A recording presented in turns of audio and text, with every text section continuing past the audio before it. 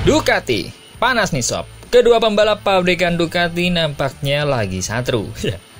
Pecco yang sudah gedek banget sama motornya yang tidak bisa diajak bekerja sama, menginginkan GP24 untuk musim depan. Tapi Marc Marquez yang udah nyetel banget sama GP25 menolak mentah-mentah untuk kembali ke motor yang sangat kencang dan kuat digunakan oleh Alex Marquez itu. Ducati bingung, mana langkah yang harus diambil? Di satu sisi, tahun 2027 bisa jadi awal perpecahan antara juara dunia 2 kali itu dengan pabrikan kebanggaan Italia. Jika terus bertumbuh pada arah teknis, Marc Marquez. Di satu sisi, Marc Marquez sedang on fire. Runyam kan? Dan juga yang tak kalah runyam adalah Yamaha V4 yang memble kemarin sob. Wajar? Atau memang Yamaha tersesat dalam pengembangan? Meskipun motor itu pertama kali balapan langsung pulang membawa poin. Seperti apa lengkapnya? Kita bahas.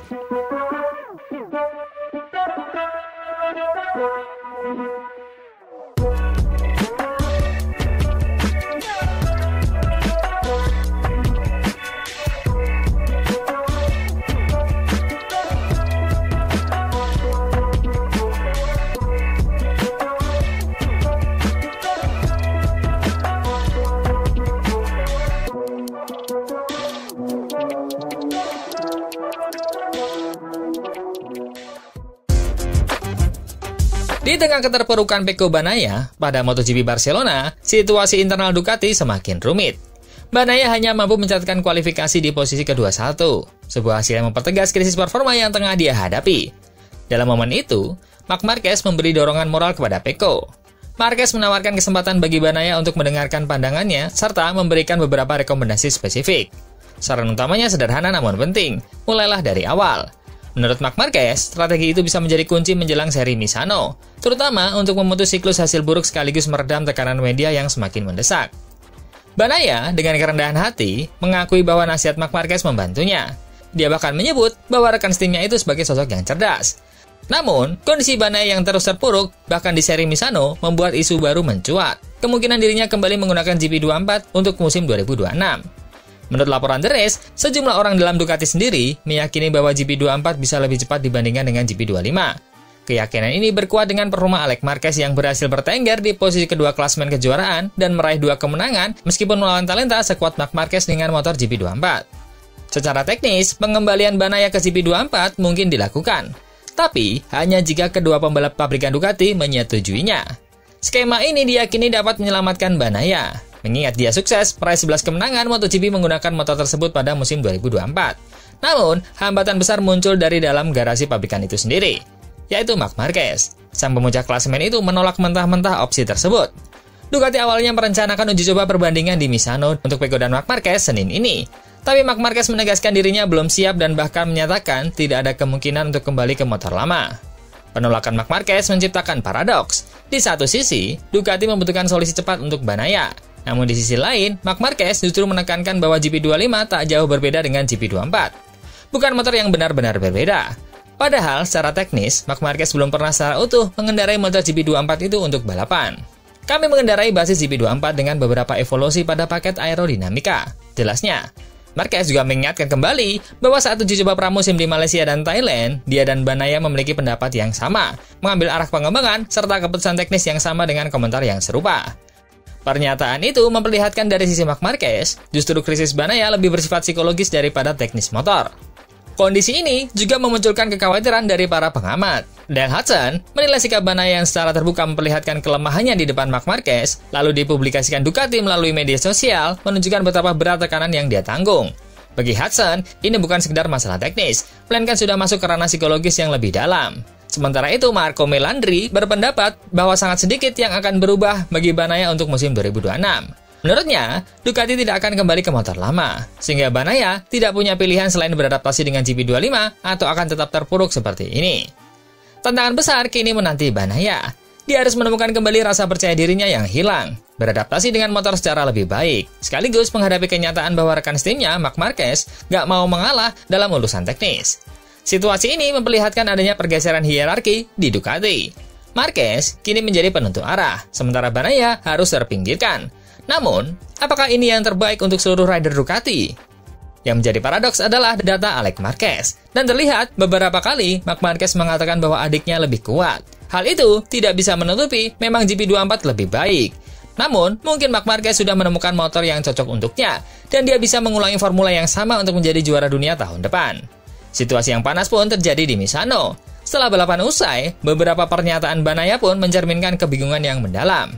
Saya mencoba mengikuti di Gia, lalu kecelakaan itu terjadi. Begitu saya mencoba lebih jauh, saya jatuh lagi. Saya tidak tahu harus berkata apa. Kami sudah menganalisis data bersama tim, dan sekarang sedang mempersiapkan tes besok. Hari ini hari yang sangat penting. Tentu ada kekecewaan setelah insiden itu, tapi kami akan terus berupaya memecahkan masalah ini yang sudah saya alami selama beberapa balapan terakhir, ungkapnya. Dia bahkan sempat menambahkan, lebih baik tidak mengatakan hal-hal tertentu. Saat jatuh, kita tidak bahagia, dan terkadang melepaskan sedikit amarah yang ada. Dan setelah balapan pun, pembalap Ducati itu memilih bungkam bersama timnya dan mengunci diri untuk persiapan tes. Tidak ada satu patah kata pun keluar, menandakan bahwa ini memang sangat genting. Di sisi lain, Gigi D'Aligna, General Manager Ducati Corse, juga mulai memperlihatkan rasa frustasinya. Saya mulai kehilangan kesabaran, para tifosi juga. Dia mengakui bahwa sejak awal musim, Bagnaia telah berusaha mencari jalan yang lebih baik. Namun, menekankan bahwa Misano dan serangkaian tes setelahnya akan menjadi momen penting untuk menemukan arah yang benar. Sangat penting untuk menjalani tes besok. Kami akan mencoba menemukan solusinya. Sejak awal musim, kami terus mengerjakan hal ini. Jalannya masih panjang, tapi kami berkomitmen untuk mencari jawabannya. Tulis GP1 mengutip pernyataannya.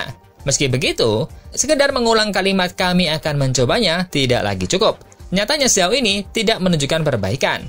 Ducati sendiri sadar bahwa situasi ini sudah sangat kritis. Bagnaia kini berada di titik rawan, di mana rasa percaya diri semakin terkikis. Sementara tim pun mulai menunjukkan rasa frustasi. Sisa musim ini akan menjadi jawaban. Apakah dia akan mampu bangkit kembali atau justru semakin tenggelam dalam krisis? Satu hal yang pasti, 2026 akan menjadi titik penentu. Jika hubungan antara Bagnaia dan Ducati tak membaik, bukan tidak mungkin opsi lain pasti sudah hadir untuk menghampiri, baik Aprilia, Yamaha, atau bahkan Honda. Mengingat musim 2027 akan menjadi riset untuk semua. Mungkinkah Ducati tak akan menghadirkan solusi untuk pemberi juara dunia 2 kali itu? Setelah sekian lama, Ducati tak menjadi juara. Berita kedua, ada kabar kurang menggembirakan dari kubu Yamaha nih. Proyek besar mereka dengan mesin V4 yang digadang-gadang sebagai awal era baru sejauh ini belum menunjukkan hasil positif.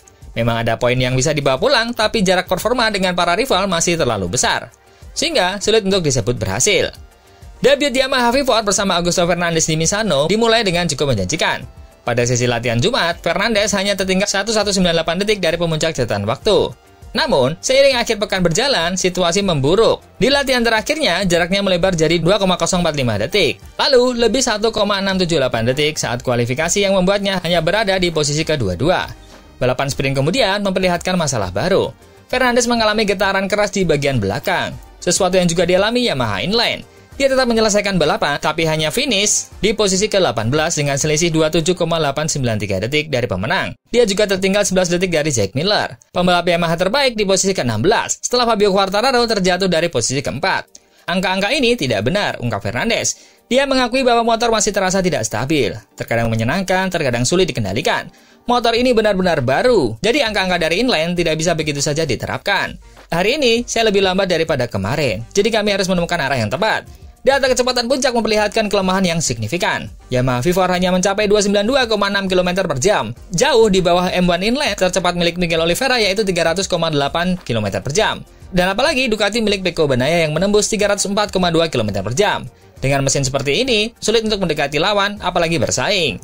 Perbedaan kecepatan membuat turbulensi terasa aneh, tambah Fernandez. Bagi Yamaha, kondisi ini sebenarnya bukan hal baru dalam dunia MotoGP. Ducati pun pernah melewati fase serupa saat pertama kali meluncurkan Desmos edisi V4 di era 2000-an. Motor mereka terkenal buas di trek lurus, namun sangat sulit dikendalikan di tikungan. Dibutuhkan waktu bertahun-tahun, trial and error dalam riset aerodinamika, elektronik, hingga distribusi bobot sebelum akhirnya Ducati menemukan keseimbangan dan mendominasi seperti sekarang. KTM pun pernah mengalami jalan terjal yang mirip saat memutuskan masuk MotoGP dengan RC16. Mereka langsung memilih mesin V4, tapi awalnya hanya jadi pelengkap di grid. Butuh kesabaran panjang, termasuk menghadirkan uji coba intensif bersama Dani Pedrosa hingga akhirnya motor itu bisa menjadi pesaing yang kuat di papan atas seperti sekarang. Dengan kata lain, apa yang dialami Yamaha saat ini hanyalah fase awal yang hampir pasti terjadi pada proyek besar semacam ini. Transisi dari inline 4 ke V4 bukan hanya soal mengubah mesin, melainkan juga mengubah filosofi motor, sasis, aerodinamika, distribusi berat, hingga cara pembalap memahami titik pengereman dan akselerasi. Namun, yang membuat situasi Yamaha terasa lebih krusial adalah ekspektasi besar yang melekat. Yamaha selama ini dikenal sebagai pabrikan dengan motor halus dan stabil di tikungan. Dengan berganti konsep ke V4, mereka tidak hanya melawan masalah teknis, tapi juga harus melawan persepsi publik dan pembalap mereka sendiri. Fabio Quartararo misalnya, sudah berkali-kali mengeluhkan karakter motor Yamaha yang aneh. Di beberapa trek tampil kompetitif, tapi di trek lain benar-benar tersungkur tanpa alasan yang jelas. Augusto Fernandez sendiri menegaskan bahwa prioritas kini adalah mengatasi getaran besar dan menemukan rasa percaya diri di bagian depan. Kami kehilangan keseimbangan. Misano sangat krusial untuk sektor depan. Itu mengapa kami kesulitan. Di Barcelona, masalah ini tidak terlalu terasa. Di Brno juga tidak banyak dibicarakan. Tapi di Misano, semuanya muncul. Kedepan, Yamaha masih punya 2 kesempatan wildcard lagi bersama V4 di Sepang dan Valencia. Selain itu, tes resmi di Misano hari Senin akan menjadi penentu arah. Karena beberapa pembalap Yamaha lainnya dijadwalkan menjajal motor tersebut. Kesimpulannya, Yamaha kini berada dalam fase paling sulit, fase membangun pondasi, sama seperti Ducati dan KTM di masa lalu. Proyek V4 ini hampir pasti butuh waktu panjang sebelum benar-benar matang. Perbedaan utamanya, Yamaha tidak punya kemewahan waktu yang sama, karena para rival sudah jauh di depan, sementara fans dan pembalap mereka menuntut hasil instan. Dan menurut teman-teman nih, bisa nggak nih Yamaha akan kompetitif di tahun 2026 nanti? Coba komen.